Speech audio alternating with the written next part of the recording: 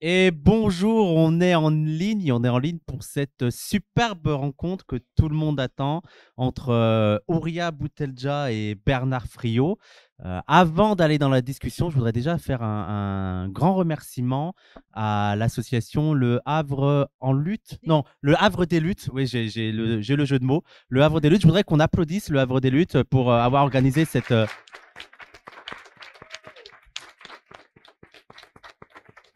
super rencontre parce qu'il faut savoir que si on diffuse sur Parole d'honneur, c'est quand même eux qui ont tout préparé, qui ont tout organisé, qui ont trouvé la salle, qui ont trouvé ça. Donc on est vraiment très content d'être accueillis ici. En plus, l'accueil, il est vraiment super.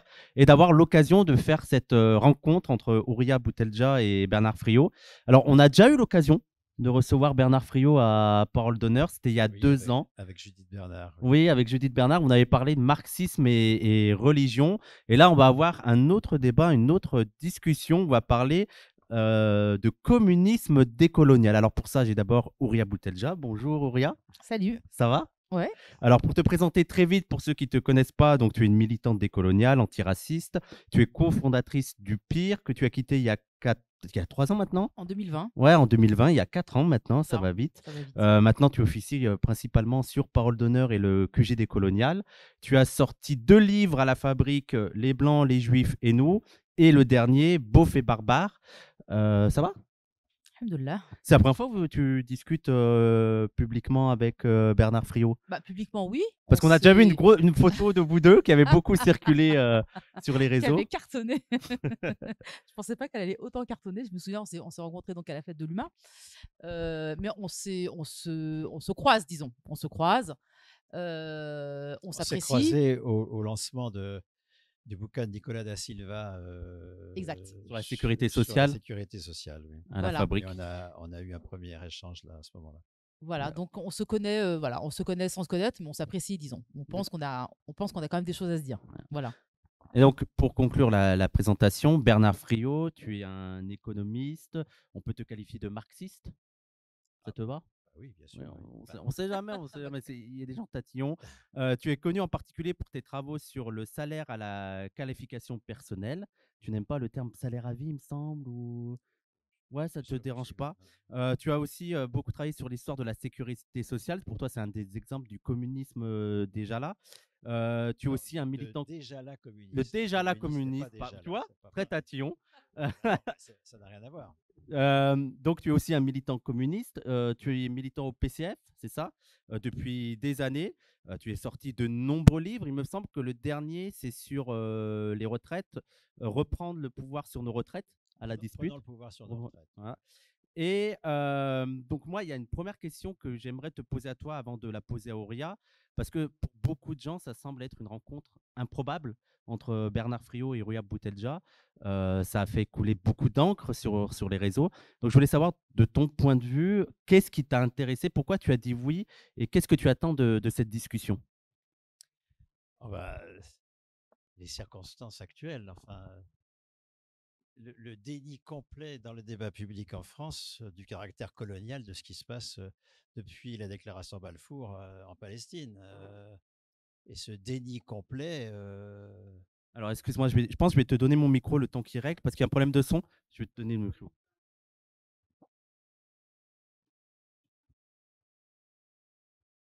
On est sur Parole d'honneur, on a l'habitude. Ah. Ouais, ouais, allô, allô. Super, super, parfait.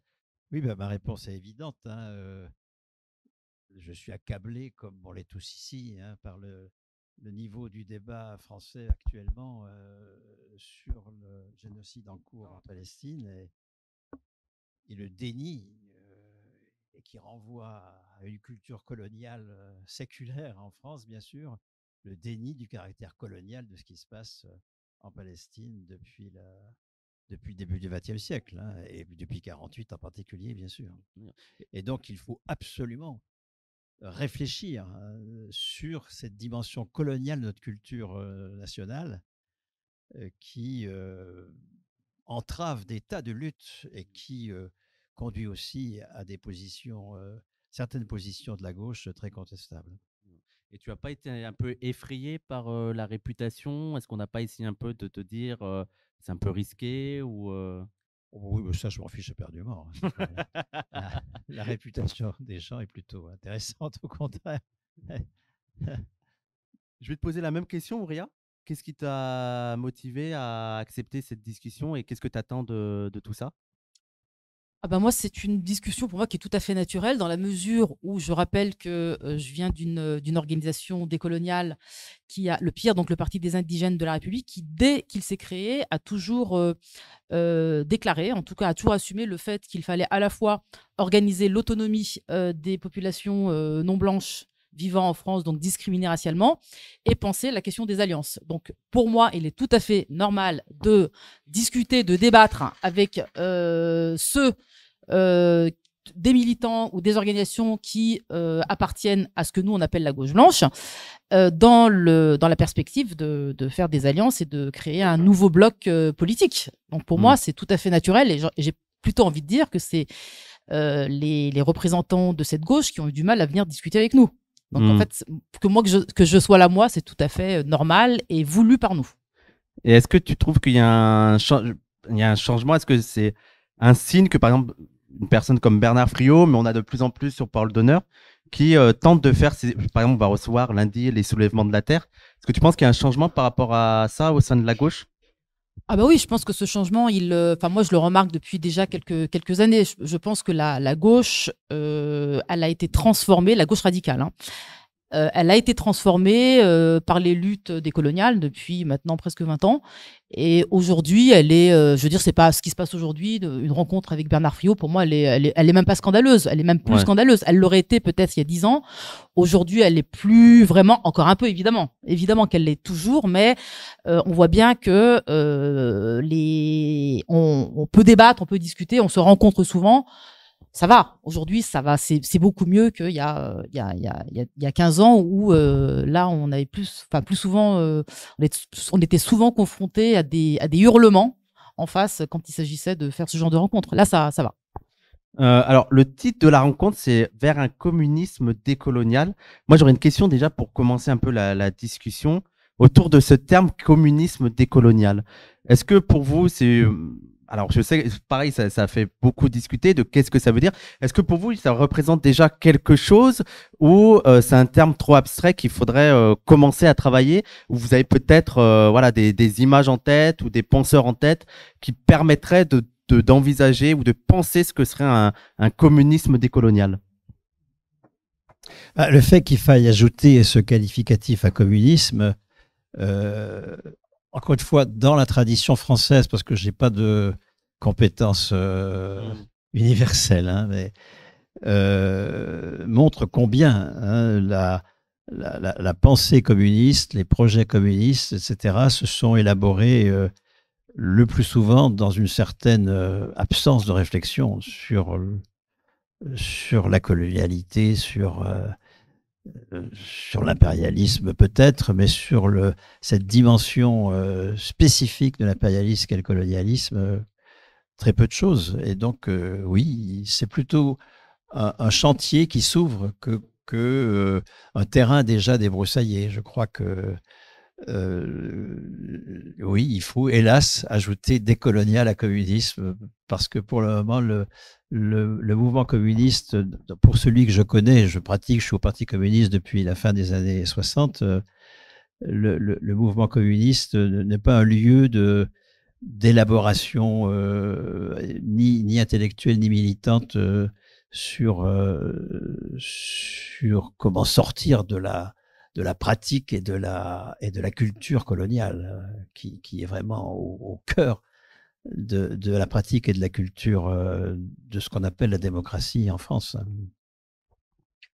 Alors pour moi, le mot décolonial, il est indispensable pour parler aujourd'hui de communisme, comme il est indispensable aujourd'hui de l'accoler au mot féminisme. Aujourd'hui, pour moi, c'est un peu, si je veux parler aujourd'hui de féminisme, j'ai besoin de savoir de quel féminisme on parle, et donc bien du féminisme décolonial, parce que et le féminisme et le communisme et toute autre forme de lutte progressiste est problématique pour les personnes issues de l'immigration postcoloniale.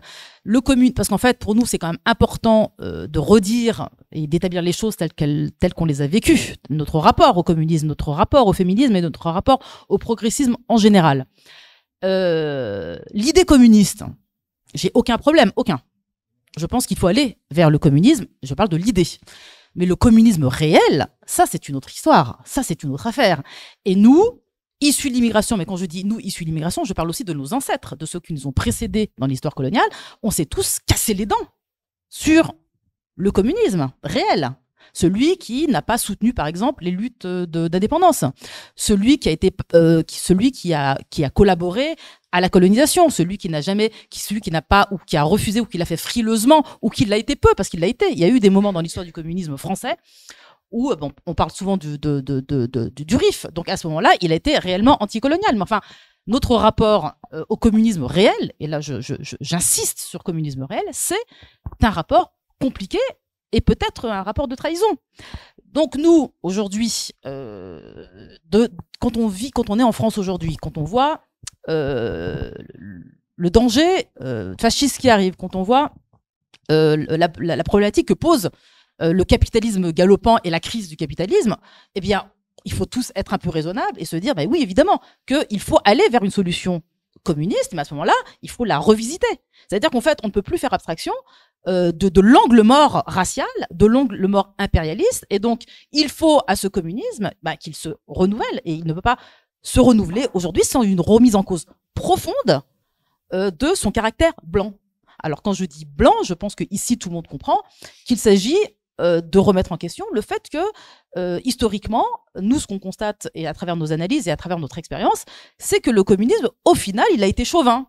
Au final, il a exclu les immigrés. Au final, il s'est surtout concentré à défendre les intérêts du prolétariat blanc. Alors, peut-être, même de ce point de vue-là, insuffisamment, peut-être. Mais en tout cas, ce qui est sûr, c'est que l'expérience indigène montre que nous, on ne s'est pas senti défendus par la gauche, en vérité, toutes les formes de gauche. Je veux dire, là, je ne veux pas stigmatiser que le Parti communiste, parce qu'en fait, alors, ne parlons pas du Parti socialiste, on est d'accord que là, il n'y a même pas de discussion, parce qu'en fait, on ne cherche même pas une alliance avec le PS. Donc là, la question, elle ne se pose pas. Pour moi, le PS est exclu. Il ne fait pas partie de la gauche, donc peu importe. Mais tout ce qui est à gauche... Même celui de Glucksmann. Surtout celui de Glucksmann. Et donc aujourd'hui, on doit avoir cette discussion de comment, en fait, on transforme les gauches radicales de ce pays dans le sens que propose l'antiracisme politique, c'est-à-dire avec une prise en compte claire du racisme d'État, de l'impérialisme et du fait, à mon avis, c'est la chose la plus importante, qu'il faille intégrer dans tout programme de la gauche radicale une rupture avec la collaboration de race, avec la bourgeoisie française. Et je pense que c'est ça, pour moi, la chose, je veux dire, l'objectif stratégique primordial, c'est celui de la rupture de la collaboration de race. Est-ce que tu partages ce constat, Bernard? Parce que la première question que je t'ai posée là avant qu'on lance le live, c'était si tu avais lu le dernier livre d'Ouria sur les beaufs et les barbares. Et c'est vrai qu'une grande partie, la première partie du livre repose sur ça, notamment le PCF qui sort très amoché de ton livre. Est-ce que tu partages un petit peu ce constat ou tu serais un peu à le nuancer? Je pense que Alain Berthaud, qui est ici tout à l'heure, sera plus à mesure que moi qui n'est pas de l'histoire du Parti communiste une connaissance aussi aiguë, plus à même que moi de répondre à ce genre de questions. Mais je réfléchis plutôt non pas sur le comportement historique de mon parti, mais en termes de pratiques quotidiennes des militants que je côtoie. Et là, il y a une absence du fait colonial. C'est tout, c'est ce que je constate. Ensuite, j'ai lu Beauf et Barbare, évidemment, avec grand intérêt, bien sûr. Donc, sur la question Je veux dire, même sur le, je suis d'accord que tu n'es pas un historien de l'histoire du PCF, mais ça fait, tu as dit depuis la fin des années 60 que tu milites au sein du PCF. Ça a quand même été traversé de certains événements.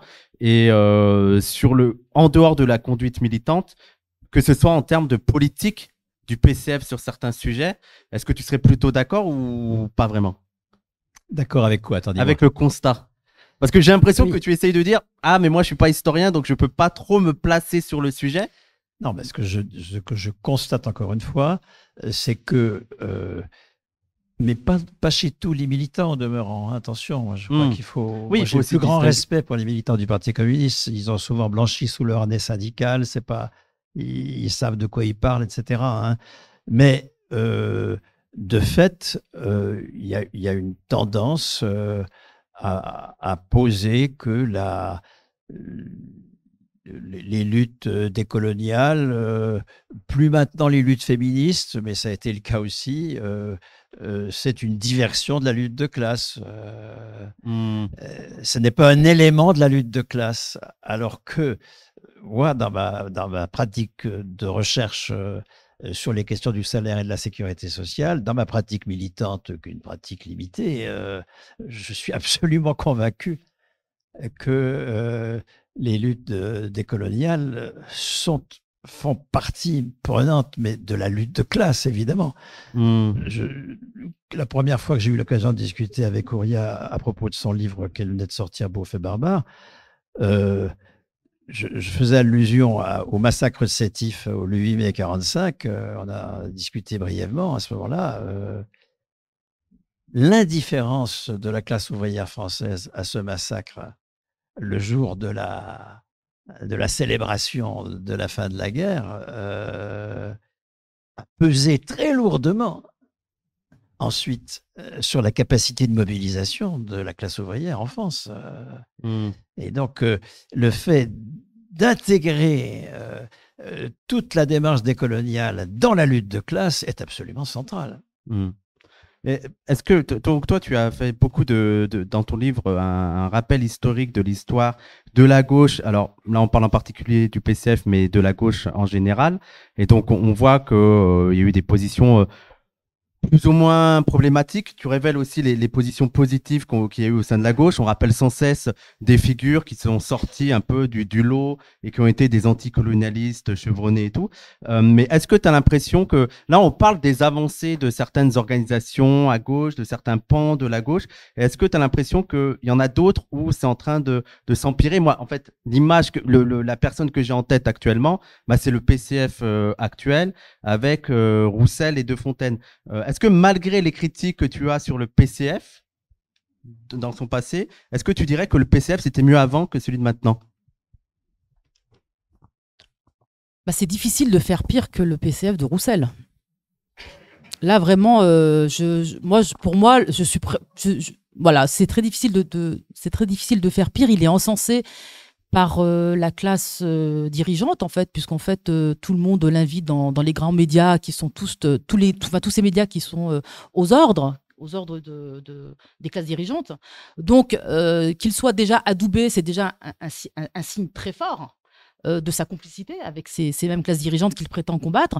Donc oui, là, le PCF de Roussel, pour moi, c'est une caricature de chauvinisme. C'est vraiment une caricature de ce qu'il peut y avoir de pire dans le PC, d'autant que tu as eu raison de le souligner.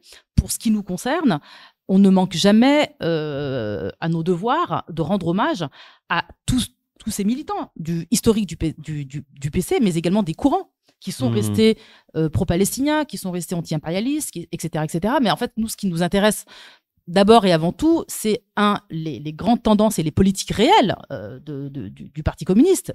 Mais qu'en son sein, il y ait des gens sympathiques, c'est tout à fait vrai. Maintenant, quelle a été sa politique réelle et quelle est sa fonction réelle? C'est ça qui moi, m'intéresse aujourd'hui. Aujourd'hui, c'est évident que si on me demande mon avis aujourd'hui sur la gauche, entre le PCF et la France insoumise, c'est vite vu. Mais c'est vite vu du point de vue de la prise en charge, du point de vue de ce que j'ai dit juste avant, c'est-à-dire qu'il s'agit aujourd'hui d'aller vers une rupture une rupture politique contre le libéralisme, contre le racisme, contre l'impérialisme. L'organisation qui aujourd'hui va le plus dans ce sens-là, c'est plus la FI que le PCF, surtout quand on le voit avec la Palestine et sur l'islamophobie. Ça n'est pas suffisant. Moi, je pense que la rupture, elle est pas assez forte. Mais en tout cas, entre le PC et la FI, c'est une évidence dans le contexte qu'on est en train de vivre aujourd'hui avec le génocide de Gaza, qu'il y a une gauche qui prend ses responsabilités et une autre qui capitule complètement, voire qui collabore. Voilà, donc aujourd'hui, c'est difficile de dire qu'il y a pire que Roussel, et je me demande si Roussel est pas pire que Faure. Je me pose cette question. Je pense que c'est l'ensemble de la gauche qui est concerné par la question du déficit de réflexion sur la pratique coloniale. Je suis pas là pour dégoiser sur mon parti, hein, d'accord, donc ça va être clair. Je suis opposant à Roussel dans le Parti communiste. Je fais partie de ce qu'on appelle l'alternative communiste, qui regroupe des membres du parti ou d'autres qui ne sont pas d'accord avec la ligne de Roussel. Mais ce que je constate, c'est que y compris à LFI, dans l'ensemble de la gauche de gauche, au NPA, etc., il y a un déficit de réflexion sur l'urgence pour combattre efficacement la montée du fascisme, d'inclure les luttes décoloniales dans la lutte de classe. Je pense que c'est ces organisations de gauche ont réagi de la même façon en juillet dernier, après le meurtre policier de Naël et les émeutes qui ont suivi. On va rétablir la République dans les territoires où elle a disparu, on va refaire des services publics, on va lutter contre la discrimination à l'embauche, etc. C'est-à-dire par en haut, hein, d'un bon État qui va faire une bonne politique vis-à-vis de gens qui ne sont pas considérés comme des majeurs politiques. Aucune de nos organisations n'a dit, mais commençons par nous interroger sur notre rapport aux populations.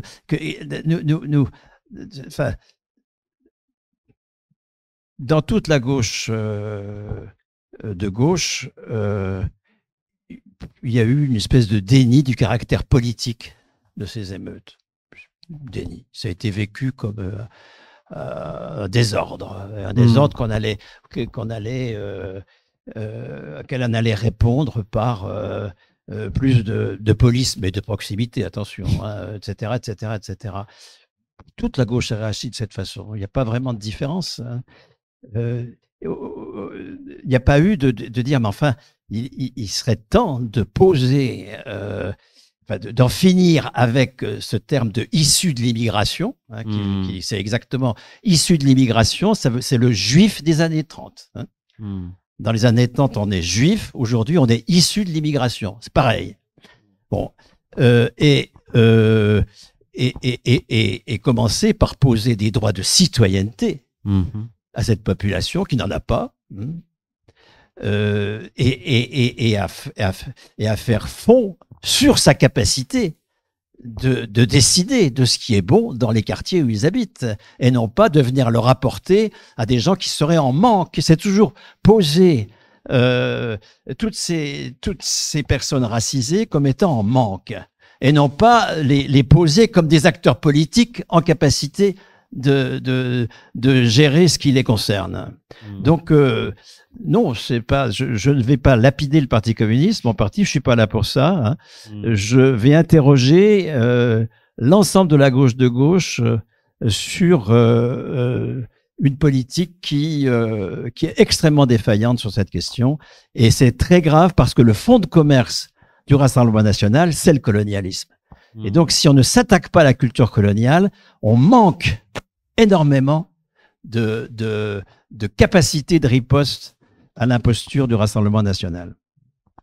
Alors, je veux quand même dire que nous, non plus, en ce qui me concerne, je ne suis pas là non plus pour lapider le Parti communiste. Aux indigènes de la République, depuis 2005, ce qu'on a mis en évidence, c'est l'existence du champ politique blanc. Et le Parti communiste en faisait partie, comme le NPA, comme le Parti socialiste, comme l'extrême gauche et comme les syndicats. C'est-à-dire qu'en fait, on a mis en évidence ce qu'aujourd'hui on appelle cette collaboration de race avec le pouvoir et qui, d'une certaine manière, crée un lien organique entre la société politique et l'État bourgeois. Donc en fait, pour nous, ce qui était important, c'est justement de mettre en évidence ce caractère organique pour ensuite travailler à la rupture qu'on espère la plus rapide possible pour ensuite recomposer le champ politique et en tout cas déblanchir la gauche. Quant au Parti communiste en particulier, c'est pas le Parti communiste en général, c'est bien celui de Roussel aujourd'hui. Ensuite, on peut rentrer dans toutes les nuances pour effectivement mettre en évidence les moments où le Parti communiste, parce qu'en fait, il faut aussi rappeler que dans la vie réelle, dans les municipalités où il y a le Parti communiste, c'est là où il peut y avoir, disons, les plus grandes formes de solidarité sociale, etc., etc. Enfin, je veux dire, il y a des réalités qu'il ne faut absolument pas nier.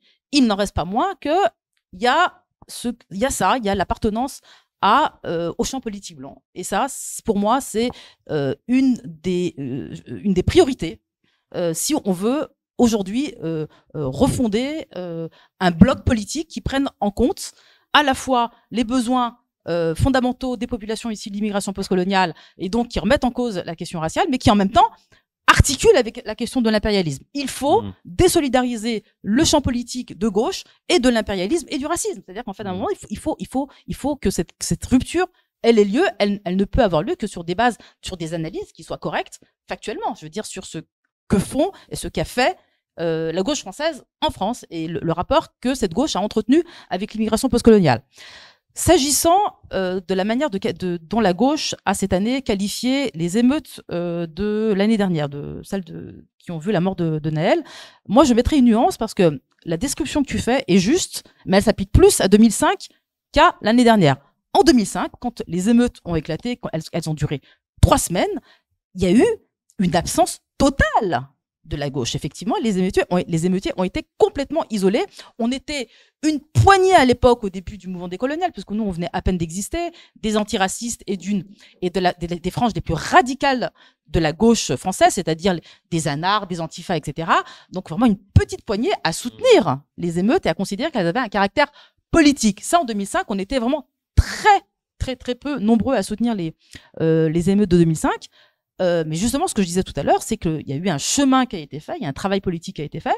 Et justement, moi, cette année, j'ai trouvé que c'était plus encourageant, puisque on a vu des personnalités politiques, on a vu à gauche, dans la gauche de la gauche, venir dans les manifestations, participer aux manifestations qui étaient organisées par la famille de Naël. Et dans la composition des gens qui étaient là, il y avait beaucoup de la jeunesse blanche. C'est-à-dire beaucoup plus que d'habitude. Donc à la fois, il y a une grosse partie de la gauche, dont la gauche de la FI, qui a dit par exemple qu'elle refusait d'arrêter au calme. Ça, c'était très important. Elle a dit, appel au calme, ouais. Elle a dit, je refuse d'appeler au calme et je dis la justice avant le calme, ce qui est quand même très important. Donc là, pas de paix sans justice, c'est quand même l'essentiel. Ça a été dit. Donc je considère, malgré tout, qu'il y a eu un progrès à ce niveau-là. Alors évidemment, en face, ils sont très bruyants. En face, ils ont les médias. Donc en fait, on a été effectivement accablé par le bruit médiatique qui a disqualifié ces émeutes, d'accord, en les qualifiant de barbares ou que sais-je. Mais je pense que la situation, elle était beaucoup plus polarisée. Et donc plus intéressante d'une certaine manière. Oui, mais il s'agissait plus de solidarité avec des victimes que de reconnaissance qu'on avait affaire à des acteurs politiques. C'est ça sur quoi j'ai voulu insister, parce que le maintien d'une culture coloniale peut parfaitement s'accommoder d'une solidarité avec des victimes. Ça, on est victime de la colonisation, on est solidaire des victimes, ça c'est... La gauche est toujours prête à ce genre de choses, hein. Et c'était le cas effectivement en juillet dernier, alors que ça n'a pas été le cas en 2005, je suis d'accord. Mais ça ne fait pas beaucoup avancer le schmilblick en termes de droits politiques, en termes d'égalité de tous les habitants du territoire en matière de droits politiques. La gauche est pour le moment encore extrêmement en deçà de ce qu'elle devrait être. Alors, je ne sais pas si c'est parce que c'est nous qui venons de très loin. Oui. Donc du coup, moi, peut-être Mm. que j'apprécie les choses de manière différente. Je trouve qu'il y a je veux dire, parce que si j'ai vraiment le souvenir que j'ai des années 2005 jusqu'à 2010, 2015, c'était tellement difficile de faire admettre justement le caractère politique soit des émeutes, de faire reconnaître l'islamophobie comme un racisme d'État, de soutenir les Palestiniens et leur résistance. Il y a tellement de choses qui sont tellement difficiles à faire admettre à nos potentiels alliés de gauche que peut-être que je me satisfais de manière comment dire très rapidement des avancées que je constate, mais moi je pense qu'elles existent réellement parce qu'on n'avait vraiment pas autant d'alliés il y a 10-15 ans. Mais au fond, après, vous partagez quand même le même constat. Mais je ne sais pas si je me trompe, mais j'ai l'impression que tu dis qu'il y a aussi la question de la détermination de ces jeunes immigrés, là, issus de l'immigration, comme des acteurs politiques. Mais justement, est-ce que Houria Boutelja, l'antiracisme politique, ne symbolise pas ça et l'acceptation Moi, je pense par exemple à la manifestation de 2019 contre l'islamophobie, à le fait que des acteurs comme le comité Adama, comme maintenant même PDH, qu'il y ait des acteurs antiracistes qui s'affirment comme ça et même qu'on ait l'intégration de certaines personnes qui sont issues de luttes antiracistes au sein de la gauche. Est-ce que ce n'est pas aussi une forme de reconnaissance petit à petit, autant de l'influence de cet antiracisme politique que de l'imprégnation. Par exemple, quand on reprend les positions de Mélenchon en 2015 sur l'islamophobie et que maintenant la France insoumise lutte et expose l'islamophobie comme un racisme contre lequel il faut se battre, est-ce que, moi je comprends ce que vous dire, mais est-ce que ce n'est pas une marque déjà d'avancée de cet acteur et de reconnaissance de l'acteur issu de l'immigration, antiraciste, racisé? Oui, c'est ça, à coup sûr, hein, mais puis on va pas être un franc renversé, ce sera un Oui, peu oui, c'est rigolo. sûr. Mais pour moi, tout ça est quand même encore secondaire. Hein. Mais par exemple, Nous ne sommes qu'au début de la reconnaissance de l'égalité de tous, alors, de tous ceux qui habitent sur le territoire. Hein, ça, alors là, c'est très en retard. À gauche, je ne parle pas de l'égalité de tous les humains. Ça, alors là, et des questions que ça pose en termes d'importation, exportation, place à la division internationale du travail, enfin des choses qu'il va falloir qu'on aborde parce que ça fait aussi partie du décolonial, ça évidemment. Hein.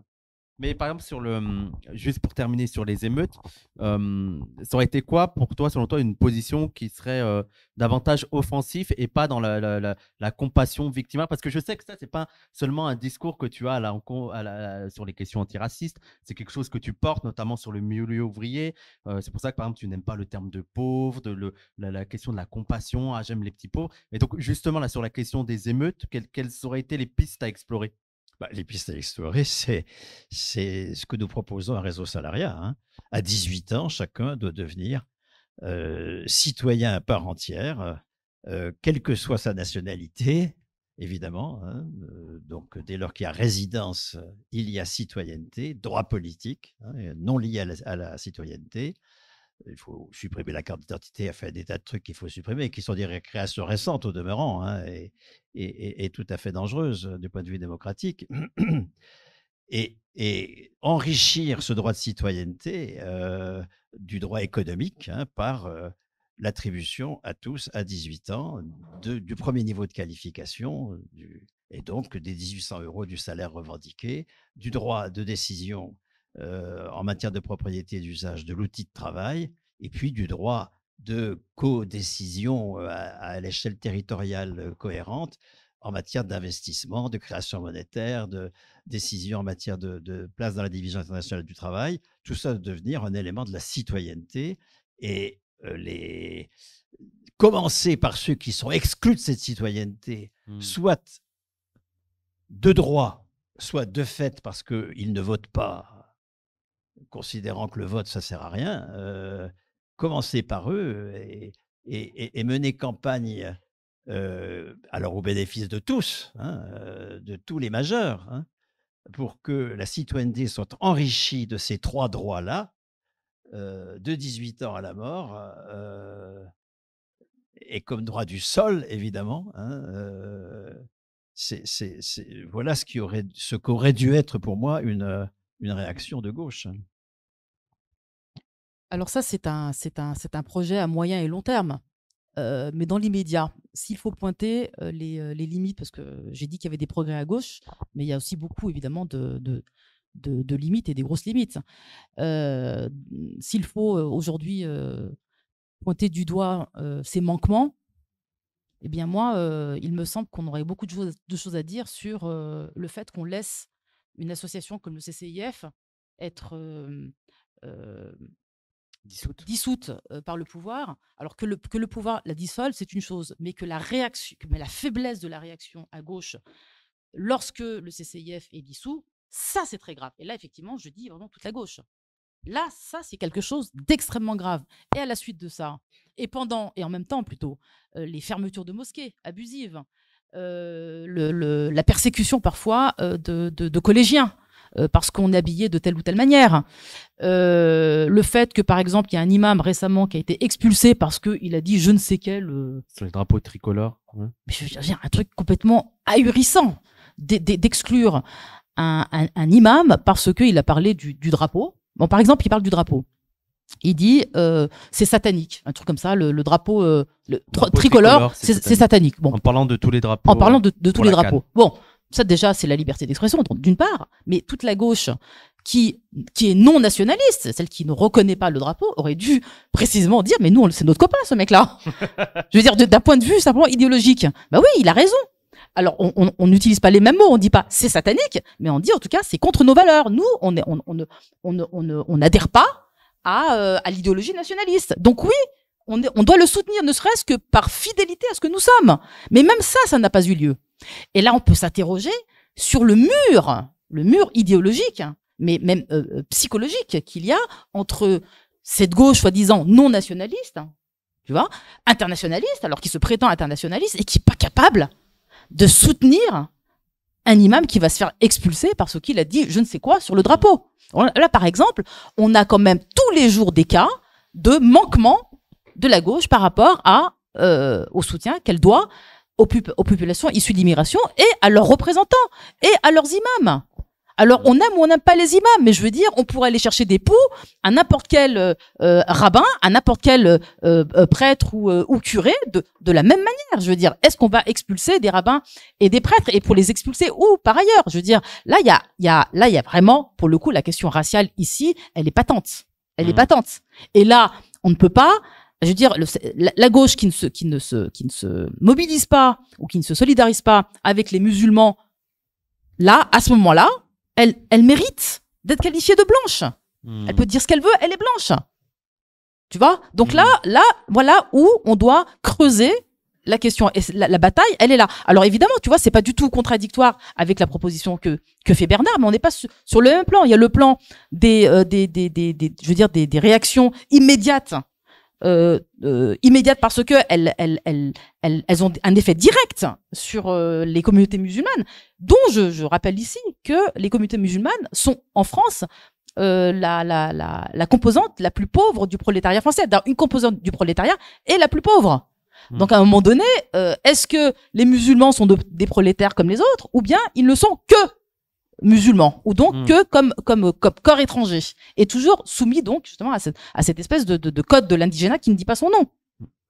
Mais justement, moi je me demande, pour aller dans ce sens-là, moi je suis totalement d'accord avec toi sur la question, sur cette question-là, mais justement pour rejoindre Ouria, est-ce que tu n'as pas peur que quand on va parler à des jeunes qui ont fait des émeutes suite à un crime policier, voilà, qui sont dans une contestation, par exemple, tout simplement à ce qui se passe dans l'école et tout, que ça paraisse trop abstrait, qu'on leur dise, oui, mais ce qu'il faut, c'est le salaire à la qualification à la personne. Tu vois, j'ai l'impression que parfois, quand on voit la réalité, alors peut-être que je me trompe, hein, mais quand on voit la réalité sur le terrain et que les demandes et les objections et les réflexions qui sont faites par des habitants de quartier, par des Noirs et des Arabes en France, c'est des trucs vraiment très terre à terre, simplement le contrôle policier, et qu'on leur dise, oui, mais ce qu'il faut, c'est la citoyenneté voilà, à 18 ans, qu'on ait ça, que d'une, ça paraît trop abstrait, et même pour eux,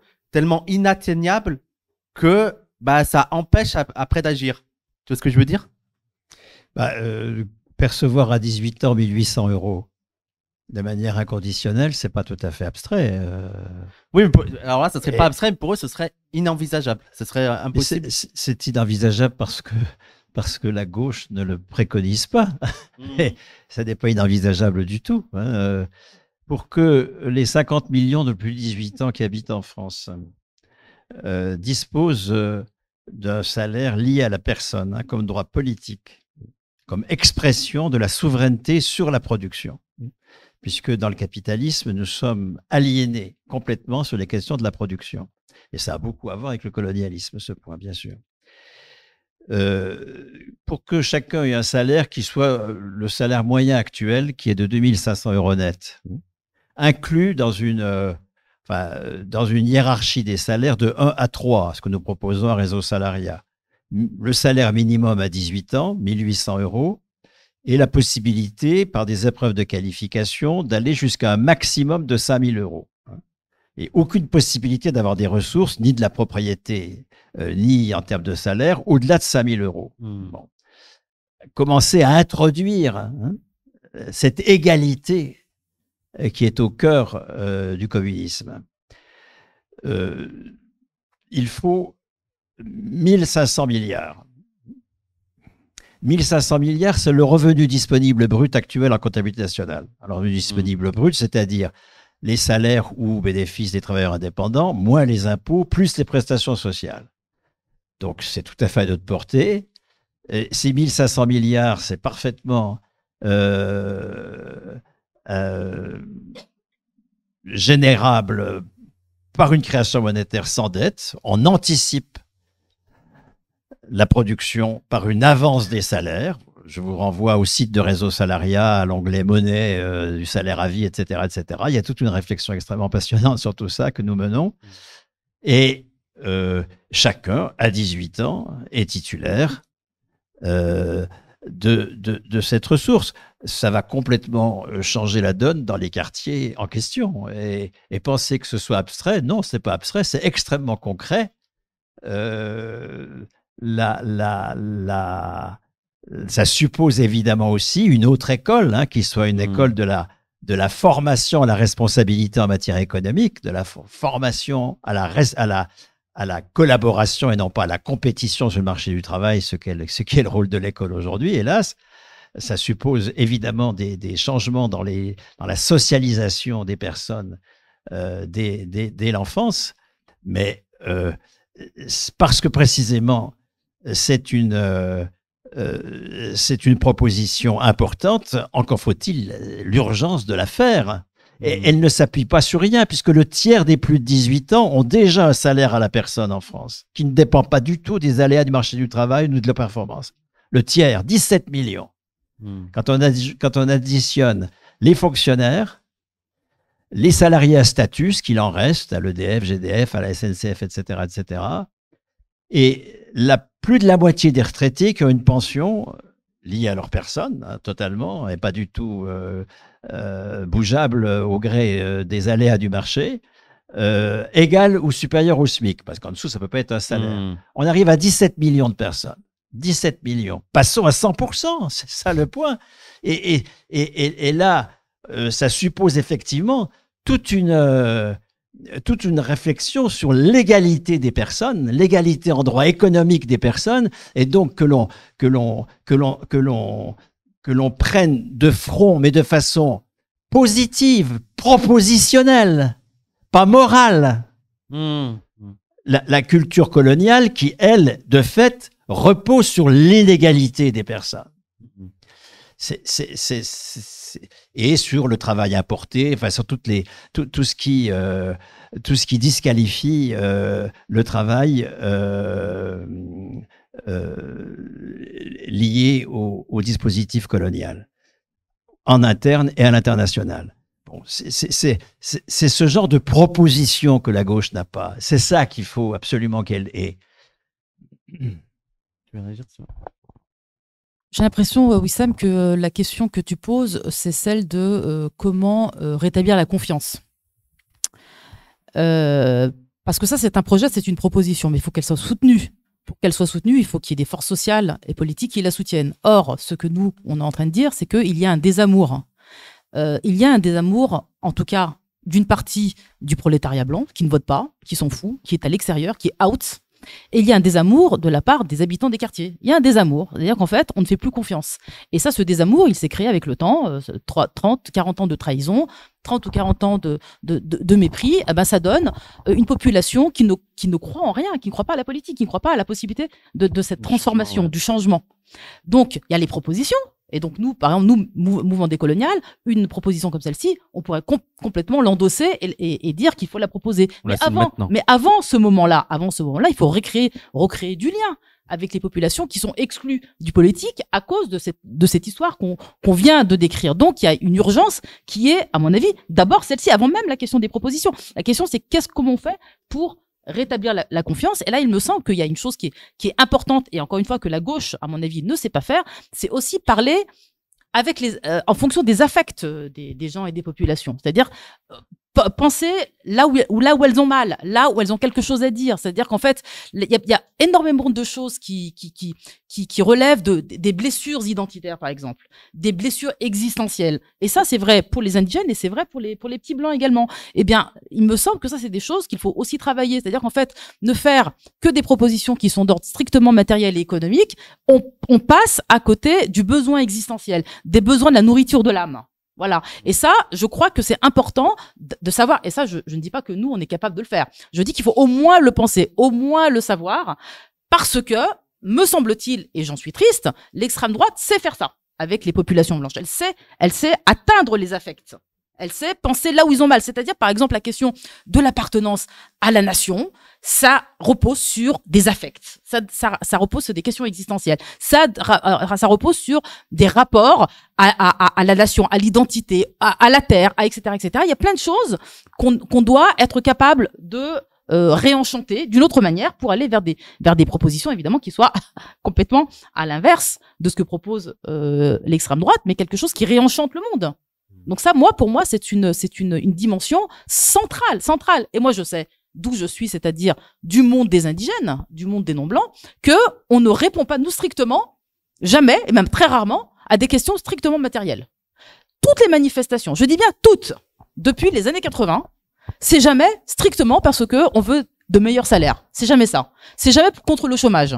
C'est jamais directement contre la précarité. Alors qu'on est on est en France les plus pauvres. Ben, on peut s'interroger sur pourquoi. On se lève massivement toujours pour la Palestine. C'est très loin. C'est pas nous directement, et ça n'a pas changé. Et ça nous mobilise. Et ça mobilise beaucoup de choses. Et c'est là où je dis que ça mobilise les affects. Ça mobilise les rapports d'appartenance. Ça mobilise l'histoire. Parce que on sent qu'on a un rapport avec eux pour des raisons historiques. La colonisation, etc., etc. Des questions identitaires. Ce sont des Arabes comme nous. Je parle pour les indigènes musulmans. Il y a en Palestine la mosquée Al-Aqsa. Là aussi, ça produit des choses dans notre en termes d'appartenance religieuse, spirituelle, etc., etc. De conditions, de rapport à la police, etc., etc. Donc, ce que je veux dire, c'est qu'en fait, au-delà d'une proposition strictement matérielle, c'est important de repérer, d'identifier ce qui mobilise les gens fortement aujourd'hui. Je dis que pour les indigènes, c'est la Palestine, mais c'est beaucoup les questions identitaires. Les questions identitaires, je sais qu'en France, et notamment à gauche, la question de l'identité, c'est une question épineuse, enfin c'est une question délicate, sensible, parce que l'identité, c'est toujours quelque chose qui a un rapport avec l'essence. Et donc l'essence, l'extrême droite, le racisme, le nazisme, etc., etc. C'est vrai. C'est vrai, il n'y a pas de doute que c'est ça, entre autres. Mais ça n'est pas que ça. Parce que il faut qu'on introduise des nuances en fonction de la manière dont les gens pensent la question de l'identité. Il se trouve que nous, indigènes, la question de l'identité, c'est une question d'identité écrasée. Donc des identités qui ont été niées par d'autres identités, qui, elles, ont été des identités dominatrices. Donc, les identités qui sont niées, qui sont écrasées, et lorsqu'elles sont revendiquées, et qu'elles sont pensées à gauche comme de la réaction comme quelque chose d'identitaire au sens raciste du terme, il y a un problème ici à ce niveau-là. Là, il faut repolitiser la question des identités d'un point de vue positif, puisqu'en fait, il s'agit de se réhabiliter en tant qu'humain. Quand un noir dit « j'ai été écrasé par 300 ou 400 siècles d'idéologie esclavagiste et qu'on n'en sort pas jusqu'à aujourd'hui, et que je revendique qui je suis en tant qu'être humain », eh bien, il ne fait pas de l'identitaire comme le ferait un nazi. C'est pas la même chose. C'est au contraire une identité émancipatrice. Donc voilà. Donc là où je voulais insister, c'est que nous, les indigènes, contre toute attente, c'est rarement les questions matérielles qui nous mobilisent. C'est rarement ça. Et pourtant, on est affecté tous les jours par les questions matérielles. Plus de chômage, discrimination à l'école, ça c'est du matériel. Je veux dire, c'est le chômage, c'est matériel. Des salaires inférieurs à la moyenne générale, tout ça c'est du matériel. Donc évidemment que là où on veut la santé, on veut évidemment vivre mieux. Il n'y a pas de problème. Mais c'est paradoxal de voir que les mobilisations les plus intenses, elles sont jamais sur ces questions-là. Donc ça n'est pas du tout à évacuer. Et la question matérielle, la question des salaires, la question du niveau de vie, c'est central. Mais il y a la question des affects, il y a la question de la police, il y a la question du rapport du ministère de l'Intérieur avec les quartiers, c'est-à-dire la police, la justice, enfin, il y a tout ça. C'est une telle globalité qu'elle n'est jamais réductible à une simple question matérielle. Voilà. Et en partant, si j'extrapole ces questions-là et que je les transplante chez les petits blancs, donc les classes prolétaires blanches, eh bien, il me semble que là aussi, la gauche rate souvent les petits blancs parce qu'elle ne répond qu'en termes matériels.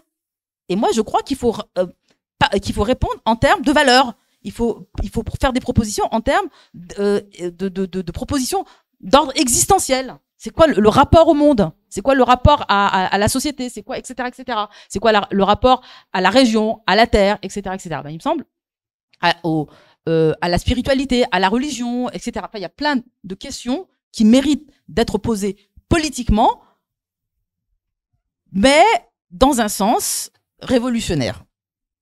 C'est-à-dire dans un sens où les classes prolétaires blanches et les classes prolétaires indigènes puissent y trouver, disons, la possibilité de mener des batailles en commun réellement, mais quelque chose qui les rapproche, mais qui les rapproche au sens où leurs intérêts de part et d'autre sont satisfaits. Est-ce que tu veux réagir à...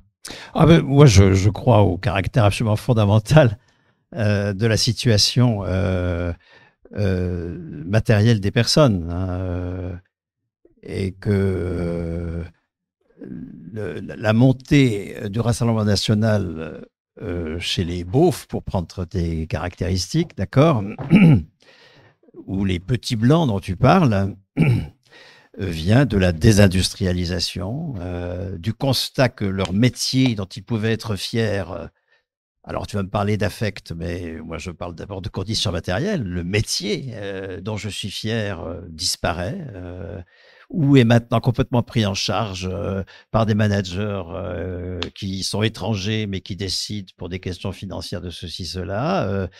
Le fait que des régions entières se soient effondrées sur le plan économique est évidemment décisif dans la montée du Front National. Chez les agriculteurs qui votaient à droite, les jeunes votent aujourd'hui à l'extrême droite, mais c'est absolument lié à l'effondrement de la situation vis-à-vis de leur travail, pas que de leurs ressources. Là, j'insiste sur le fait que dans le matériel, il y a le travail que l'on fait, la fierté que l'on a de son travail. Leur travail...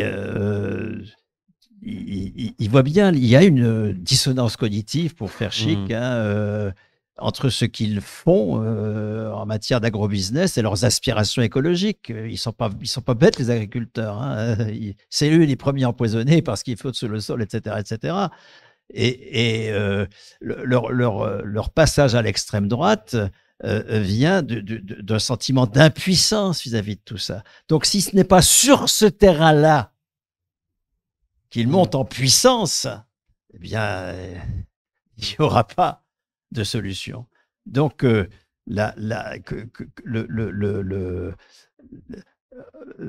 conquérir le droit de souveraineté sur le travail, le droit de décision de l'investissement, le droit de décider de ce qui va, de la façon dont l'urbanisme est fait là où j'habite, toute cette conquête-là, elle est peut-être pas même dans la tête de ceux qui aujourd'hui se mobilisent parce qu'ils pensent que c'est impossible, parce qu'ils pensent que c'est hors de leur portée.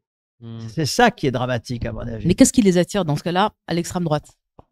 Quelle est la réponse que fait l'extrême droite que ne fait pas la gauche aujourd'hui? La réponse que fait l'extrême droite, c'est qu'on importe des produits qui n'ont pas les normes écologiques imposées en France, etc., etc. Et vous allez voir ce que vous allez voir par des réflexes nationalistes, etc. C'est ces choses-là. L'Union européenne nous impose des conditions écologiques, enfin des modes de production écologiques qu'on ne peut pas tenir concrètement. En plus, il peut y avoir des logiques plus ou moins de suspicion, disons, de la réalité de l'urgence écologique, de refus de l'écologie punitive, enfin, etc., etc. Toutes ces thématiques-là mènent vers l'extrême droite. Des jeunes qui jusqu'ici étaient à droite. C'est rarement des gens de gauche qui passent à l'extrême droite, hein. C'est des gens de droite. Les gens de gauche, ils s'abstiennent. Mais des gens de droite passent à l'extrême droite comme ça. Hein.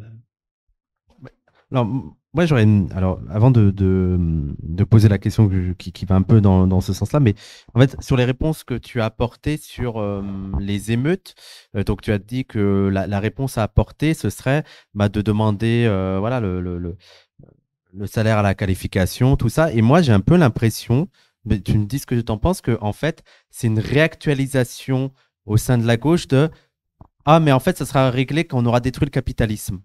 Tu vois, j'ai un peu cette impression-là. On parle de violence policière, on parle de question de la dignité, on parle de fermeture de mosquées. Là, dernièrement, on a vu avec la dernière polémique à la FFF, la Fédération française de football, qu'ils ont interdit les collants parce que pour des raisons de laïcité, et que, en fait, il y a un peu l'impression que ah oui, mais ça sera réglé quand on aura imposer la question du salaire à la qualification, vous inquiétez pas. Et je peux m'empêcher à penser, il y a 15 ans, on disait, ah, mais vous allez voir, quand on va abattre le capitalisme, tout ça aura disparu. Alors, déjà, pour moi, la première remarque, c'est, est-ce que vraiment ça aura disparu après? Est-ce qu'on est sûr que si on impose le salaire à la qualification, le racisme, même le sexisme disparaissent? Et la deuxième, est-ce que c'est pas sauter des obstacles avant parce que là, c'est faire fi de la rupture qu'il y a eu entre les quartiers et entre les Noirs et les Arabes et la gauche, et de demander aux Noirs et aux Arabes de faire confiance à une gauche dans ce projet-là qui peut paraître pour eux, mais ça, je suis d'accord avec toi, c'est un manque de, je sais pas, de propagande autour de ça, mais voilà, que ce soit infaisable, mais aussi de demander à des gens de faire confiance, alors même qu'on leur dit, oui, mais là, moi, c'est la question de la violence policière qui m'intéresse. D'accord, c'est très bien reprendre le pouvoir sur le travail, mais moi, j'ai pas de travail. Moi, ce qui m'inquiète là, c'est mon gosse qui, dans le quartier, se fait contrôler par la police. Tu vois ce que je veux dire? J'ai l'impression vraiment on retourne sur, ça ira mieux après ça ira mieux quand vous serez revenu sur notre lutte à nous, qui est le salaire à la qualification, qui est la destruction du capitalisme. Alors, en aucun cas, ce que j'ai proposé n'est incompatible avec des mobilisations incessantes contre le comportement de la police, etc., etc. Ça, c'est pas du tout incompatible. En aucun cas. Moi, ma question, c'est comment nous passons de la dénonciation à la proposition. Et parce que l'espèce de déliquescence du débat public aujourd'hui vient de l'absence de proposition. Et la proposition, c'est pas gagnons la victoire électorale, conquérons le pouvoir d'État, et vous allez voir ce que vous allez voir. C'est assumer, actualiser, généraliser des conquis qui sont déjà des prémices du communisme. Le fait que les fonctionnaires aient conservé leur salaire pendant le confinement, qui prouve le détachement complet du salaire de l'activité de travail pour l'attribuer à la personne, comme droit de la personne. Un droit de la personne qui, évidemment, exprime sa responsabilité sur le travail, mais qui n'est pas mesuré par l'activité de travail qu'il a produit. Bon, cette réalité-là, qui encore une fois concerne le tiers des plus de 18 ans, est-ce que nous allons la laisser disparaître puisqu'elle fait l'objet d'une lutte de classe acharnée pour refuser qu'à la retraite ce soit du salaire, pour dire « Ah ben tiens, si on licenciait les fonctionnaires », enfin, etc., etc., etc. Si, pour supprimer le statut de la RATP, de la SNCF, de l'EDF-GDF, etc., etc. Si on ne le généralise pas à tous, ils vont disparaître. C'est ça le point. C'est pas attendre la prise du pouvoir d'État, c'est au contraire, c'est la lutte pour la construction ici et maintenant du communisme. C'est pas du tout la lutte pour une prise du pouvoir d'État suivie d'un socialisme d'État qui générerait par enchantement le communisme, alors que le communisme ne peut pas naître d'un socialisme d'État. Ça a été prouvé par tout le XXe siècle. Donc, je suis absolument, ma position est contraire de celle que tu dis. C'est pas du tout attendre un quelconque grand soir, c'est assumer des déjà là. Le statut de la fonction publique, il existe. Dans les années 60, nous avons créé la sécurité sociale du soin sans faire appel au marché des capitaux, sans faire appel au crédit, fut-il public, sans faire appel au partenariat public-privé, par une avance en salaire. La hausse des cotisations qui est spectaculaire dans les années 60, on passe de 33% du salaire brut, le taux de cotisation, dans les années 50 à 55% à la fin des années 70. Cette hausse spectaculaire du taux de cotisation fait que la caisse d'assurance maladie est en capacité d'avancer ce salaire socialisé pour payer les ingénieurs, les ouvriers qui vont construire les CHU, pour payer les soignants comme fonctionnaires, etc., etc. On a remplacé l'avance en capital par l'avance en salaire. Est-ce qu'on va continuer ou est-ce qu'on va laisser crever tout ça? C'est ça le point central. Et de quoi c'est porteur en termes décolonial, cela? C'est porteur en termes décolonial du fait que ce n'est possible que si tous les habitants du territoire ont les mêmes droits politiques. Et que dans les droits politiques, il y a le droit de souveraineté sur le travail. Alors maintenant, ce que tu dis est juste. Ta deuxième question, c'est est-ce que le salaire à vie est une condition suffisante pour sortir de la logique coloniale? Sûrement pas. Mais sûrement pas. C'est une condition nécessaire pour sortir de l'aliénation du travail dans le capitalisme, qui est pour moi le fondement général de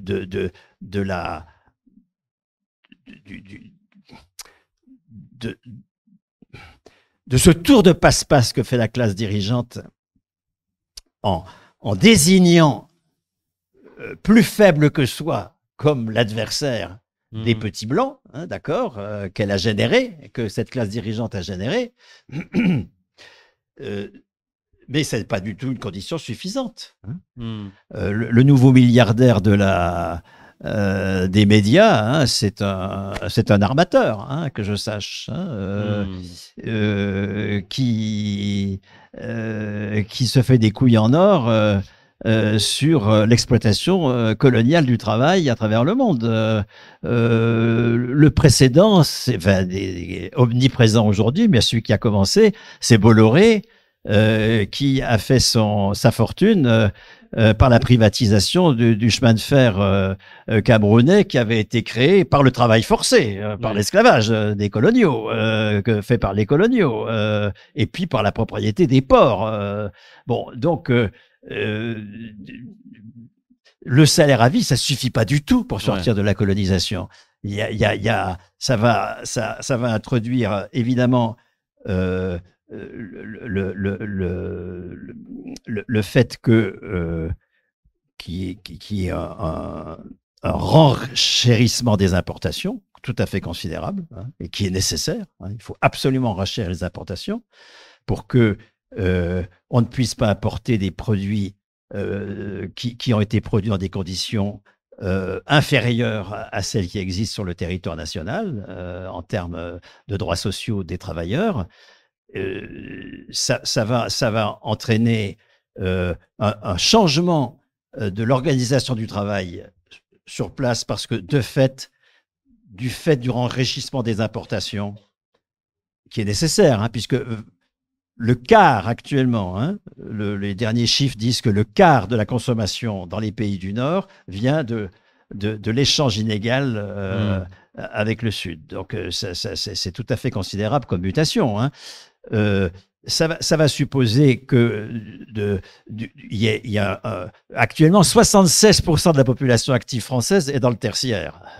Il faut infiniment plus de personnes qui, avec les droits que j'ai dit, hein, travaillent à la production alimentaire pour sortir l'alimentation de l'agrobusiness et de la France sans paysans, qui est une catastrophe à tout point de vue. Il faut infiniment plus de gens dans le travail du bâtiment et travaux publics, avec les droits que j'ai dit, et pas la main-d'œuvre importée, pas la main-d'œuvre importée que pratiquent Bouygues, SPI, etc. Donc, les mutations, et là encore, ces mutations ne sont pas prises en compte du tout par la gauche. C'est ça le point qui moi, fait que nous avons encore un énorme chemin à faire à gauche pour sortir de la pratique coloniale. C'est un point qu'on va discuter lundi avec les soulèvements de la terre, la question du besoin de travailleurs agricoles. Tu veux répondre à ça ou Moi, j'avais juste une remarque sur le fait qu'on a été que nos salaires aient été garantis pendant le Covid. Alors moi, évidemment, j'étais très contente de pouvoir ne rien faire et être payée, mais je me suis dit cyniquement dans ma tête, vive l'impérialisme. Parce que, alors, tu vas peut-être me contredire, parce que là, il y a beaucoup de choses que j'ignore sur le plan économique, mais enfin, il me semble quand même que si l'État français est capable d'assurer les salaires de millions de personnes pendant 2 mois sans travailler, l'argent, il vient bien de quelque part. Hein. Et on est dans un pays impérialiste, on est dans un pays capitaliste, impérialiste, dont une grande part des richesses vient de l'extérieur, vient de la domination. Donc moi, il me semble que même ce moment que tu décris comme étant salutaire, parce qu'évidemment c'est un acquis.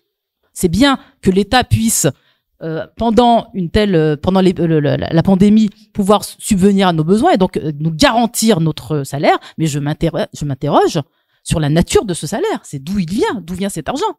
Est-ce qu'on le mérite? Est-ce que c'est normal? Et est-ce que les pays qui vivent, eux, sous la domination impérialiste, est-ce qu'ils ont pu assurer ce même genre de salaire? Est-ce qu'ils en ont les moyens? Donc là, il me semble qu'il y a quelque chose qu'il faut quand même interroger sur, finalement, cet énorme privilège. Oui, mais tu poses mal la question parce que tu la poses comme tout le monde. Donc, je t'écoute. Là, tu es petite blanche, là, excuse-moi, mais non, et donc, donc c'est pour ça, j'attends ta réponse. Et donc, pas du tout. Tu lis Haribay, tu lis Stephanie Kelton, enfin, tu lis un certain nombre d'économistes qui ne sont pas dans le mainstream, qui montrent très bien que l'impôt n'est pas du tout une ponction sur la valeur créée par ailleurs, dans le privé, etc., etc. L'impôt, c'est une monnaie qui est créée. Le paiement des fonctionnaires, c'est par une monnaie qui est créée, qui vient s'ajouter à la valeur produite dans le privé, et avec toutes les conditions effectivement coloniales qui sont associées à cette production. Et c'est au contraire extrêmement intéressant de voir que nous pouvons, par création monétaire, ce que nous faisons pour les fonctionnaires, faisons-le pour tous. Nous pouvons assumer un salaire pour tous par une monnaie qui n'est plus une monnaie punitive. La monnaie punitive, c'est une monnaie qu'on doit rembourser parce qu'elle est créée par la dette. La création monétaire, elle se fait par la dette aujourd'hui. Et c'est ce qui fait que les prêteurs ont le pouvoir sur l'économie. Et nous, ce que nous avons déjà fait, pour une part importante de ce qui est produit, nous produisons à partir d'une création monétaire qui anticipe, par le paiement des fonctionnaires, la valeur qu'ils vont créer. Et c'est un salaire qui est préalable à la production, pas du tout postérieur à une production sur lequel on viendrait puiser, par une meilleure répartition, des salaires plus élevés. Là, on est complètement prisonnier, hein, d'une idéologie qui, là encore, reste aussi, hélas, une idéologie dominante à gauche. Quand elle parle de pôle public de crédit, c'est qu'elle suppose, aussi bien à LFI qu'au Parti communiste, hein, enfin à la NUPES en général, c'est qu'elle suppose qu'on ne peut produire que sur la base d'une avance monétaire qui est à crédit, qu'il va falloir rembourser. Eh bien, non, pas du tout. Nous produisons de la valeur à partir d'une avance monétaire qui est l'avance des salaires. Et évidemment, il faut que à ces salaires avancés corresponde une production de valeur. Mais penser que nous n'avons pas commencé dans un pays comme la France, et il n'y a pas qu'en France, hein, à produire des salaires qui ne relèvent pas de la ponction coloniale, c'est une erreur. Nous avons commencé à produire des salaires qui ne relèvent pas de la ponction coloniale. Et donc, tu n'as pas à t'inquiéter de l'origine de ton salaire. Mais tu as à revendiquer que ça devienne la situation de tout le monde.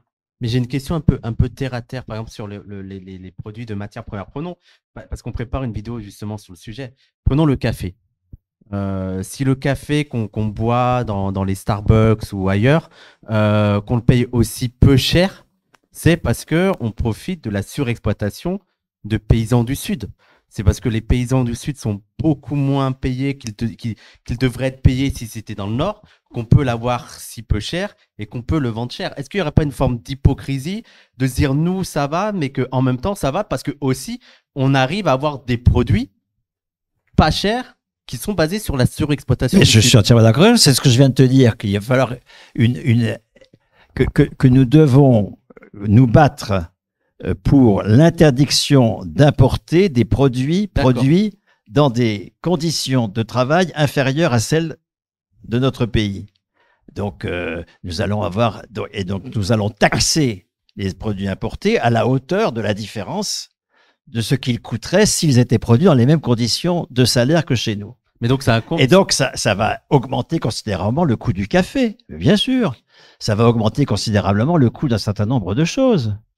Ça va augmenter l'intelligence artificielle qui est payée, comme on le sait, par des travailleurs ghanéens et tout, qui passent des heures et des heures à faire le travail de clic nécessaire pour construire l'intelligence artificielle gratos pour les salopards de la Silicon Valley.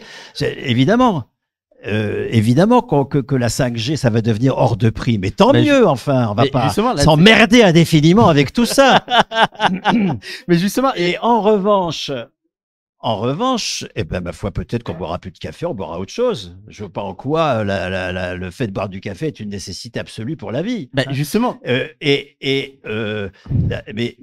que, effectivement, ça entraîne une mutation de la division du travail international et donc de la division du travail en France, qu'il faille consacrer en France beaucoup plus de travaux à des tâches extractives, c'est-à-dire du coup éviter de déverser sur les pays tiers toutes les tâches génératrices de méfaits écologiques, d'accord, les assumer chez nous, comme diraient les connards, d'accord, le chez nous, hein, je parle, hein, pas le fait de les assumer. Hein. Oui, bien sûr. Bien sûr que tout ça est considérable, et bien sûr que la gauche est pour le moment dans les choux sur tout cela, mais parce que elle continue à considérer, à assumer les questions coloniales sur un mode moral, sur un mode de solidarité avec des victimes, qui sont la consolation d'une gauche qui a renoncé à être révolutionnaire, toujours. Quand on n'est plus révolutionnaire, on est solidaire de victimes. Mais justement, alors, juste pour rebondir sur ça, moi, tu as dit que là, tu t'intéresses aux conditions matérielles qui déterminent beaucoup de choses. Et justement, quand on t'écoute, on voit que, et nous, c'est quelque chose qu'on n'a pas arrêté de dire, c'est que lutter contre l'impérialisme français, c'est devoir se passer de beaucoup de choses.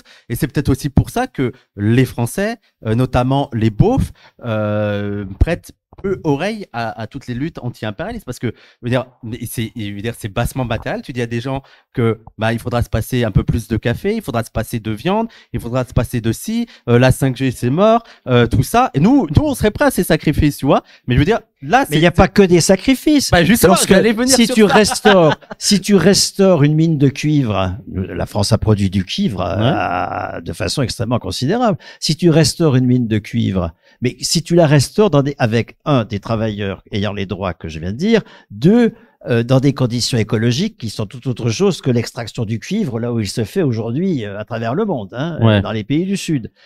Mais là, tu n'es pas dans la punition, tu n'es pas, je veux dire, dans le moins, tu es dans le plus. Nous allons évidemment par cette mutation des tâches à l'intérieur d'un pays qui a renoncé à une logique coloniale d'importation. Et d'exportation. On va pas passer notre temps à faire de l'agriculture pour exporter du pinard. C'est pas, enfin, alors qu'on importe nos fruits et légumes. Donc, tu vois, et on est parfaitement capable de présenter ça de façon extrêmement positive, au contraire, extrêmement positive. Sur les termes de conditions de vie, c'est ça, Mais bien sûr. Il n'y aura pas une grande défi de. Mais est-ce qu'il n'y a pas aussi la question, et c'est aussi ça que pose Ouria, c'est que au-delà des conditions de vie matérielles, il y a aussi la question du sens. Quel est le sens de ce qu'on fait, et notamment, c'est justement pour ça peut-être que l'extrême droite convainc, parce que par exemple sur le salaire à vie, tu dis que le colonialisme a fait qu'on a rejeté les Noirs et les Arabes, et c'est pour ça que forcément ils sont peut-être pas convaincus et tout. Mais quand on parle des blancs pauvres, moi ce qui m'étonne, c'est que je vois la gauche, je vois le projet de vie qu'ils leur promettent.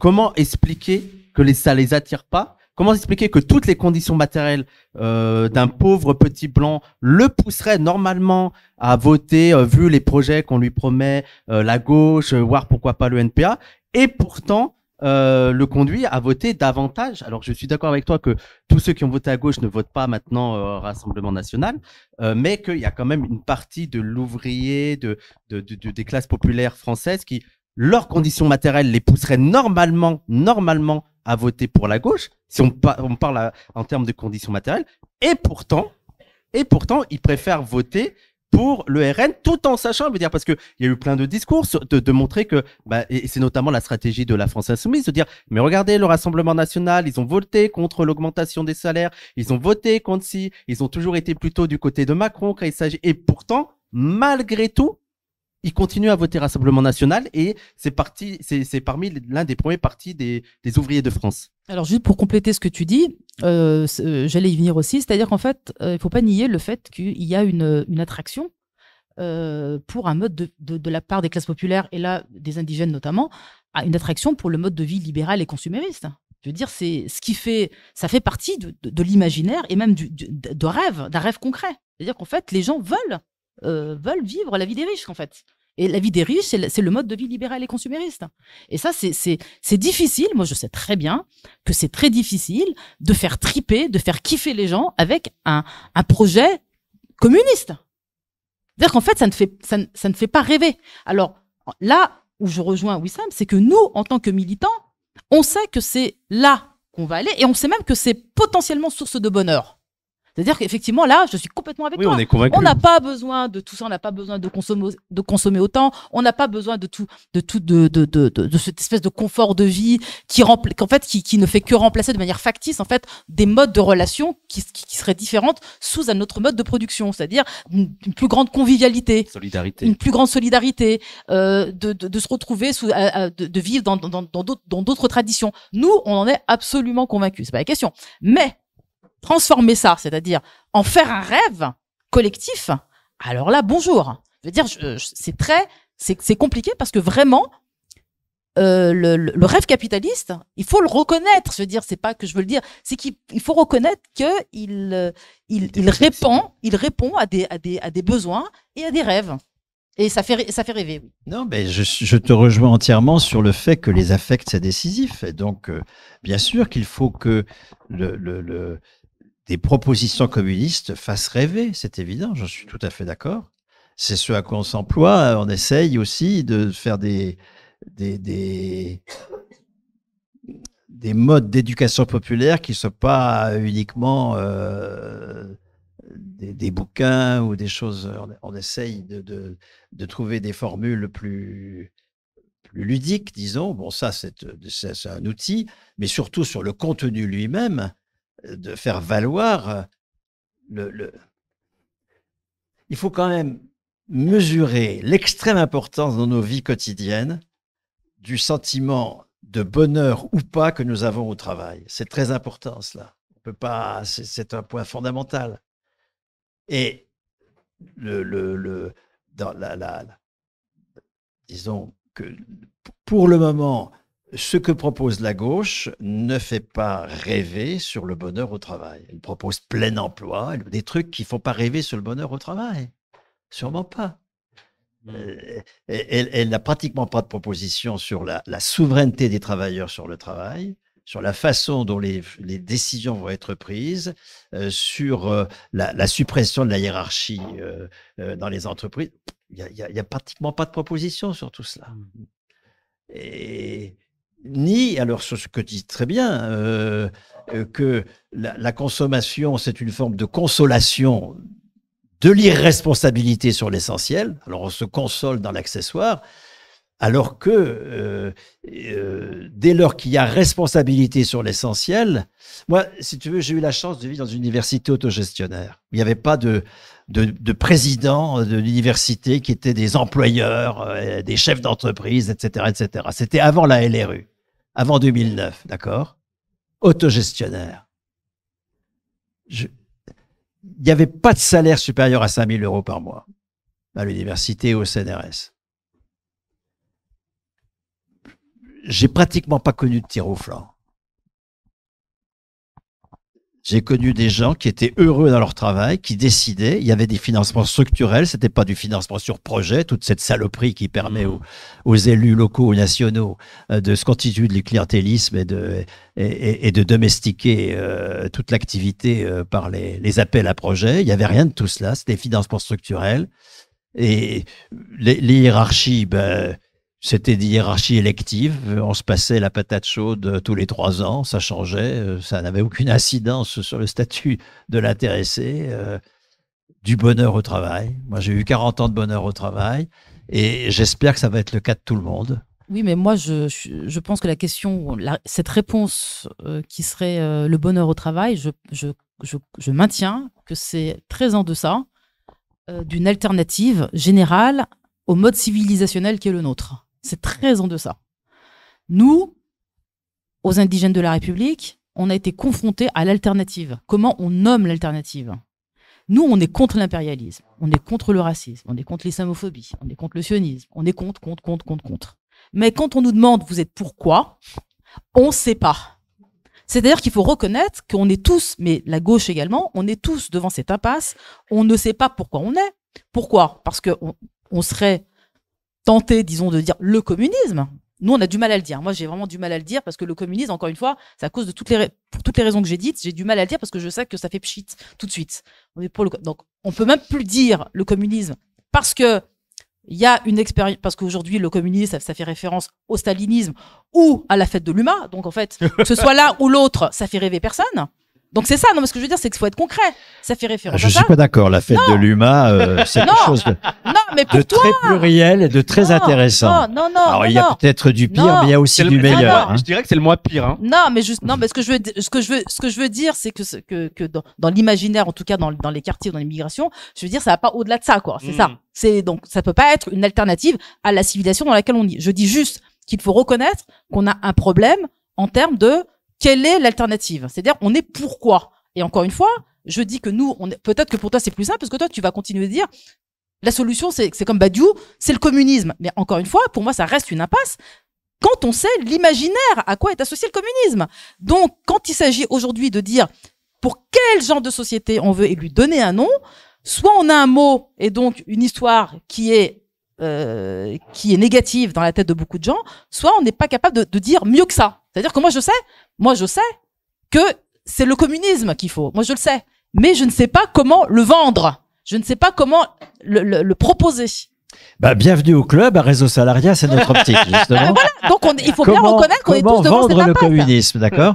Comment le vendre? Mais je suis d'accord avec toi mais j'ai l'expérience quand même de fait que le mot maintenant n'est plus du tout le mot tabou qu'il était dans les années 90. Moi, j'ai connu les années 90, qui étaient des années de plomb, vraiment de plomb.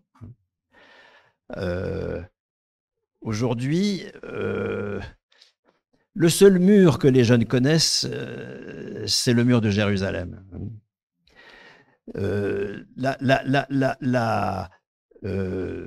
Le mot communiste est un mot qui aujourd'hui est en train de trouver de l'attrait beaucoup plus largement. Le fait même qu'on se retrouve ici sur ce mot pour un communiste décolonial, ce titre magnifique que j'ai découvert en trouvant l'affiche, mais bravo. En plus, c'est toi qui l'as proposé, que tu viens de nous dire que le mot communiste, ça te va pas. Enfin, c'est pas sérieux. T'as pas de micro. J'ai commencé par dire qu'il fallait lui accoler un qualificatif parce que tout seul, c'était pas possible. D'accord. Voilà. Bien sûr.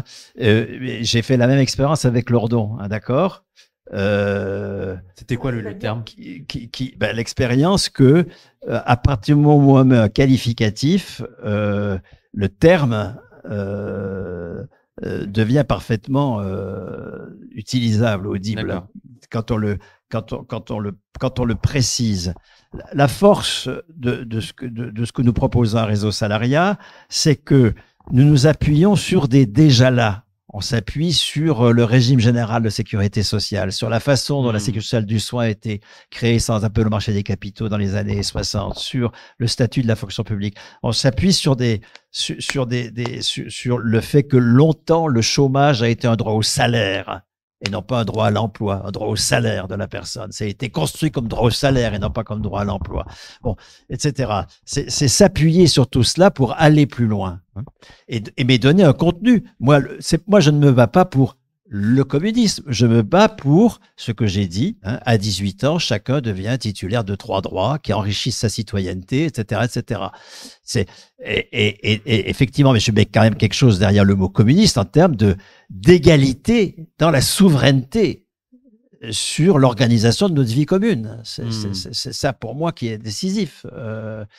Le mot souveraineté étant peut-être compliqué parce qu'il évoque par ailleurs des relents de souverainisme qui sont tout à fait détestables, mais je veux dire que on peut trouver un autre mot que souveraineté s'il ne convient pas. Mais au-delà de cette proposition qui est très générale, nous pouvons nous appuyer sur des déjà là tout à fait intéressants pour aller plus loin. Et dans la proposition, parce qu'encore une fois, pour moi, notre difficulté à tous aujourd'hui, c'est la proposition. Sachant que je voulais préciser qu'on a un autre problème avec le mot communisme, et en tout cas avec l'histoire du communisme, c'est qu'il est considéré comme anti-religieux. Oui. Donc là aussi, chez nous, anti-religieux. Anti-religieux. Le communisme, il est considéré comme anti-religieux dans nos populations, et donc ça, je dis, c'est en tout cas pas dans la tradition du Parti communiste en France, qui a jamais été. C'est chez les socialistes qu'on va trouver des anticléricaux et tout ça. Dans le Parti communiste en France, moi je suis catholique pratiquant, affirmé comme tel. J'écris un bouquin sur la foi chrétienne dans sa dimension révolutionnaire là pour l'an prochain. Je te l'annonce. Non mais ça c'est bien, c'est bien. Tu me l'envoies. Hein. On peut en poser à parole d'honneur. C'est d'ailleurs là-dessus qu'on avait fait une première intervention. J'ai jamais eu de problème en termes de s'en foutent, c'est pas le problème de base. Chez Marx et Engels, la question de la religion est tout à fait secondaire. Oui, mais ça c'est parce que tu n'as pas l'expérience d'un musulman, mais soit un musulman et soit de gauche, et la première chose que vont te dire oui, j'ai vu les gens, c'est oui, mais la religion, c'est l'opium du peuple. Voilà. H24. C'est le truc qu'on va te répéter et que tout le monde répète et que pour te dire que l'un des combats de la gauche et notamment pour eux du marxisme, ça a été de faire la guerre contre les religieux. Et on voit un peu, alors je sais, pour pas tirer à boulet rouge sur le PSCF, mais en ce moment, la ligne de Fontaine pour les européennes, c'est vraiment une ligne très, très islamophobe, ouais, laïcarde et tout. Donc, c'est quand même une question à poser. Ça nous aide pas, quoi. Ouais. Mais alors, juste Non, écoutez, non, le parti a bien des déficiences, mais on peut pas dire que la ligne est islamophobe. Non, faut pas rigoler quand même. Non, je suis pas d'accord. Alors là, on sera pas d'accord. Ok. Bon, bah alors, on sera pas d'accord. On en parlera une prochaine fois. On sera pas d'accord. Mais moi, il y a aussi la question là juste pour très vite, si vous pouvez répondre assez vite, il y a aussi la question qui peut se retrouver, qui est un manquement de la question de la dignité. Il y avait des propos que j'aimais bien chez toi, c'est voilà sur le mot pauvre qui donne un côté victimaire, qui donne un côté passif et tout, et que tu insistais sur le côté les ouvriers, il y a une force d'action, on agit nous-mêmes. Et est-ce qu'il n'y a pas aussi, peut-être, on parle du discours identitaire, est-ce qu'il n'y a pas à gauche à repenser un discours identitaire d'ouvrier? Moi, j'ai l'impression que ce qui faisait la force avant d'être ouvrier, il y avait une fierté à être ouvrier, il y avait une dignité à être ouvrier, on se sentait fort en étant ouvrier ou en étant de classe populaire. Là, j'ai l'impression que... Ouvrier organisé. Oui, ouvrier organisé, oui, voilà, mais c'est parce qu'il y avait la solidarité. Et là, j'ai l'impression que ce qui fait que beaucoup de petits blancs, de blancs pauvres sont perdus, c'est que qu'est-ce qui peut les rendre fiers maintenant? Leurs emplois, il y a plus rien. La seule fierté qu'ils ont, c'est la France. Et donc, ils ont une image mythique de la France. Parce qu'encore nous, on pourrait être fiers de la France si c'est la France de Louise Michel, tu vois. Il y aurait des mythes, il y aurait des trucs à construire là-dessus. Mais donc, il y a la France et être blanc européen. Est-ce qu'il n'y a pas aussi un discours à avoir là-dessus au sein de la gauche, au-delà des conditions matérielles, une identité de gauche qui rendrait fier? Encore une fois,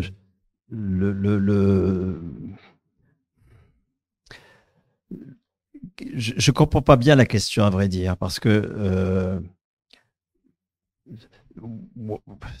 être fier de conquérir la propriété d'usage de l'entreprise, être fier de devenir, parce qu'ils l'ont quand même jamais été, décideurs sur leur travail concret, sur son travail concret, sur mon travail concret, comme j'ai eu la chance de l'être moi à l'université, dans l'université d'avant la LRU,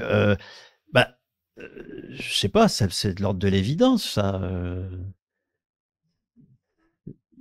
Bien sûr qu'il s'agit de cultiver la fierté. Oui, tu veux dire une autre fierté que celle d'être français. Oui, bien sûr. Oui, évidemment. Mais après, j'ai l'impression que c'est un peu trop. Si je vais vers quelqu'un, je lui fais ah non, mais sois pas fier d'être français, sois fier d'être comme tu as dit. J'ai l'impression que ça fait pas autant sexy, tu vois. J'ai l'impression qu'il n'y a pas la même histoire, la même le même symbole. Tu vois que c'est pas assez, il n'y a pas un symbole comme ça qui est donné par rapport au fait d'être fier d'être français. Sois fier d'avoir la possession de ton travail. Tu vois ce que je veux dire? Parce qu'encore une fois, être français, c'est-à-dire être blanc, c'est ça la question. C'est parce que la culture coloniale, tout comme la consommation, c'est une consolation de l'impuissance. C'est tout à fait évident. Et donc, on est fier à mauvais escient, faute de l'être sur l'essentiel.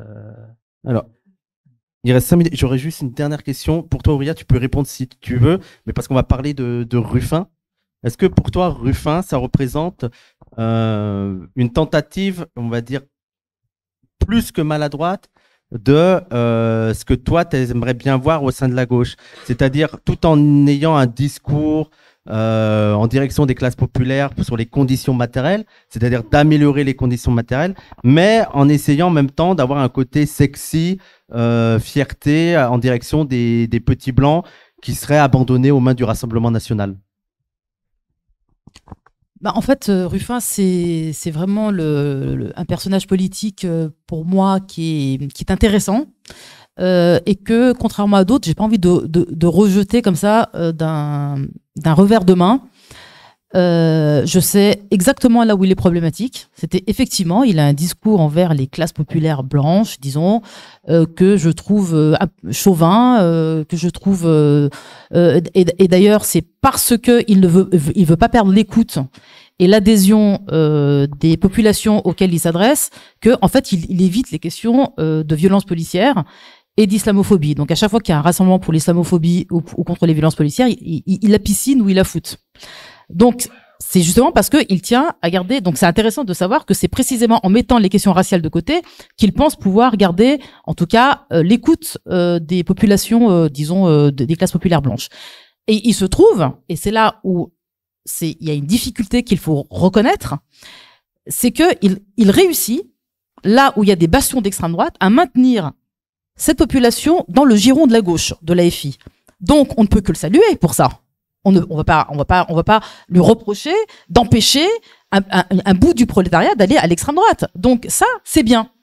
Il n'empêche que pour y réussir, il doit mettre de côté, et en tout cas étouffer, tout ce qui concerne la question raciale, la question de l'islamophobie, la question des violences policières, c'est-à-dire ce qui précisément opprime une autre partie du prolétariat. Donc lui, à un moment donné, il va être pris dans ses contradictions. Et effectivement, je ne fais que reconnaître une chose, c'est qu'il y a une difficulté à la fois à s'intéresser aux petits blancs, c'est-à-dire à résoudre et à satisfaire leurs besoins, tout en s'inquiétant de ce qui peut arriver aux non-blancs. Et je trouve que là, il y a un équilibre qui est très difficile parce que effectivement, et je ne sais pas jusqu'à quand, et je ne sais pas à quel point Mélenchon, lui, ne va pas y perdre des plumes, à force que l'AFI s'investisse dans les questions d'islamophobie, de violence policière, de Palestine, c'est-à-dire race et impérialisme, je me demande dans quelle mesure ils vont pas perdre les classes populaires blanches. Donc là, il y a une question. Moi, je suis pas capable. Il y a un équilibre. C'est sur le fil. C'est vraiment sur le fil. Je pense que ça va être très compliqué pour l'AFI. Je comprends l'attitude de Ruffin. Je pense que je dis pas qu'elle est bonne. Je comprends pourquoi il évite les questions raciales. Et donc, je crois que pour l'instant, c'est très difficile de trouver un vrai équilibre entre les deux. Je pense que c'est juste très difficile. Mais Ruffin, si je devais aller jusqu'au bout, c'est pas celui qui a ma sympathie à l'AFI, évidemment. C'est pas lui qui a ma sympathie.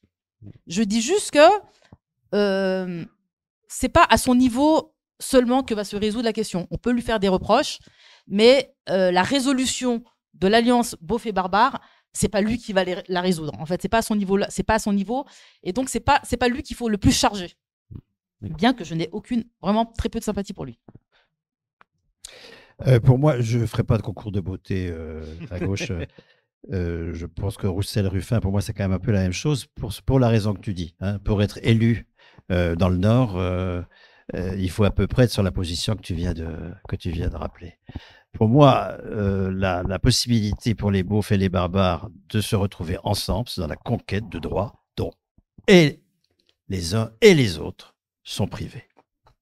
Bah écoutez, c'est sur ça qu'on va terminer parce qu'on a malheureusement Ouria qui doit partir assez rapidement. Merci Ouria Boutelja, merci Bernard Friot, merci beaucoup. Merci.